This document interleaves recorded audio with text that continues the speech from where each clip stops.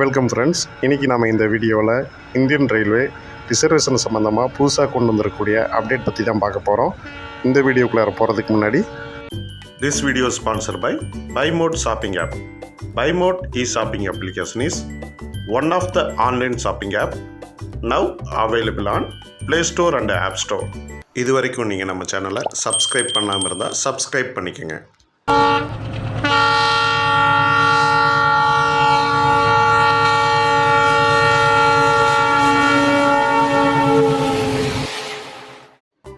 மக்களே, ரயில் ticket reservation சம்பந்தமாக Indian railway ஒரு சில புதிய விதிமுறைகளை கொண்டு வந்திருக்காங்க.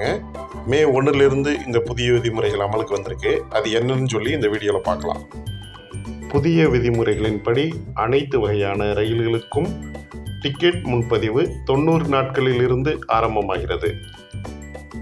தட்கல் டிக்கெட் ரிசர்வேஷன்லையும் ஒரு சில மாற்றங்கள் கொண்டு வந்திருக்காங்க. அது என்னென்னா, ஏசி கோச்சுக்கான தட்கல் டிக்கெட் முன்பதிவு காலையில் 10 மணிலேருந்தும், ஸ்லீப்பர் கோச்சுக்கான தட்கல் முன்பதிவு காலைல 11 மணிலேருந்தும் ஆரம்பமாகுது. அதே போல் ஒரு ஐடியிலிருந்து ஒரு நாளைக்கு 2 தட்கல் டிக்கெட் மட்டுமே முன்பதிவு செய்கிற மாதிரி மாற்றங்கள் கொண்டு வந்திருக்காங்க. கேன்சலேஷன் பொறுத்த வரைக்கும் 48 மணி நேரத்துக்கு முன்னாடி நீங்கள் கேன்சல் பண்ணீங்கன்னா 75%, 48 ஹவர்ஸ்லேருந்து 24 ஹவர்ஸ்க்குள்ளார கேன்சல் பண்ணனா 50% ரீஃபண்ட் கிடைக்கும்னு சொல்லியிருக்காங்க.